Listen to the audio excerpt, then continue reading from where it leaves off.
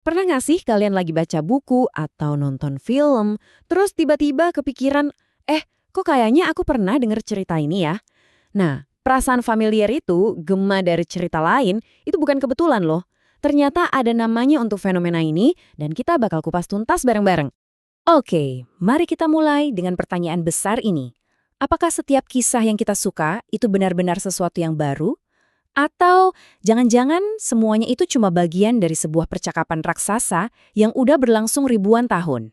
Coba deh lihat contoh ini. Di kiri kita punya tragedi Yunani kuno Oresteia. Di kanan ada drama Amerika dari abad ke-20, Morning Becomes Electra. Keduanya intinya menceritakan kisah yang mirip banget tentang keluarga, pengkhianatan, dan balas dendam. Ini bukan sekedar kebetulan loh. Ini tuh kayak dialog yang nyambung terus, padahal jaraknya lebih dari 2000 tahun. Nah, jadi hubungan antar cerita ini, gema yang kita rasain ini ternyata ada namanya. Para ahli bilang ini adalah kunci buat ngerti gimana cerita itu berevolusi dan ya saling obrol satu sama lain. Dan inilah namanya interliteraritas. Gampangnya gini, ini adalah cara kita melihat gimana nggak ada satu cerita pun yang benar-benar sendirian. Setiap karya itu kayak bagian dari sebuah jaring laba-laba raksasa, saling mempengaruhi, saling merespons, dan ngebentuk satu sama lain, ngelematin berbagai batasan. Terus, gimana sih cara kerjanya? Bisa kita sederhanain jadi 3 langkah. Pertama, ada pengaruh. Satu karya menginspirasi yang lain. Terus, terjadi interaksi. Ide-ide ini seakan berdialog melintasi waktu. Dan akhirnya, resonansi, di mana tema-tema universal yang sama muncul lagi dan lagi dalam kemasan yang baru.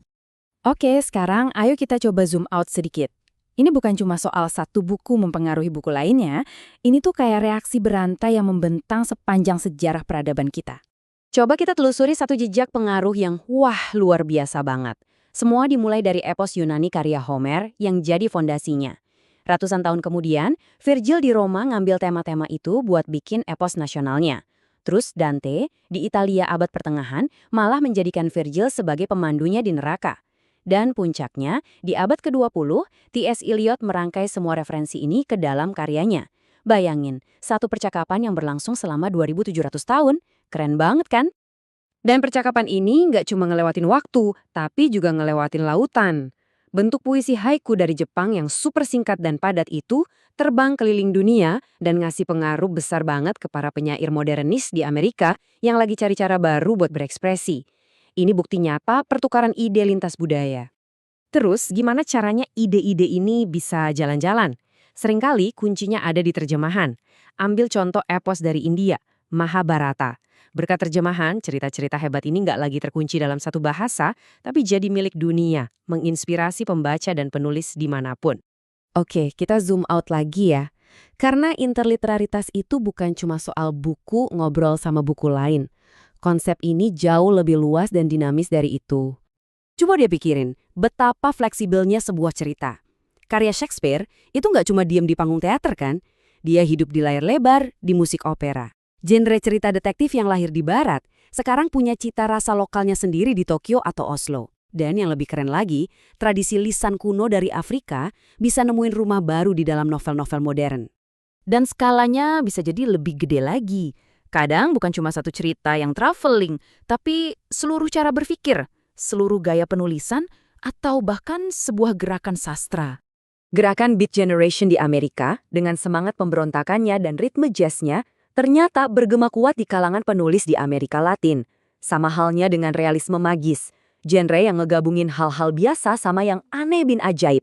Itu lahir di Amerika Latin, tapi kemudian diadopsi dan diadaptasi oleh penulis-penulis di seluruh dunia. Nah, sekarang kita bawa semua ini ke zaman kita. Kalau dulu interliteraritas itu percakapan yang pelan selama berabad-abad, zaman kita ini udah ngasih dia kecepatan super. Yap, satu kata, internet. Platform ini benar-benar jadi game changer, mempercepat seluruh proses yang barusan kita bahas secara eksponensial. Batasan budaya dan geografi jadi makin gak relevan. Gimana nggak? Di era digital, pengaruh tuh nggak perlu nunggu berbulan-bulan atau bertahun-tahun lagi buat nyebar. Interaksinya instan. Ide bisa diambil, diutak-atik, dan disebarin lagi dalam sekejap, menciptakan pertukaran ide global yang nggak pernah berhenti. Dan kalau kalian mau contoh paling sempurna dari interliteraritas modern, jawabannya cuma satu, budaya meme. Sebuah meme itu kan ngambil gambar, teks, atau ide dari satu konteks, diubah, terus dilempar ke konteks yang baru. Ini adalah interliteraritas dengan kecepatan cahaya, penuh referensi, lintas budaya, dan diciptakan ulang terus-menerus. Jadi, setelah kita jalan-jalan dari Yunani kuno sampai ke budaya meme, apa sih intinya? Kenapa kita sebagai penikmat cerita perlu ngerti soal ini semua? Ini dia poin kuncinya. Nggak ada cerita yang lahir di ruang hampa.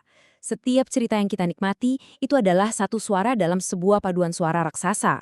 Memahami interliteraritas itu kayak ngasih kita telinga super buat dengerin gema-gema itu, buat ngeliat hubungan-hubungan tersembunyi, dan buat menghargai gimana kita sebagai manusia udah menceritakan ulang tema-tema yang sama dalam ribuan cara yang berbeda. Dan ini membawa kita ke pertanyaan terakhir. Di dunia kita yang super terkoneksi ini, di mana sebuah ide dari satu pojok dunia bisa menginspirasi orang di pojok dunia lain dalam sekejap, percakapan-percakapan baru apa ya yang lagi dimulai sekarang juga?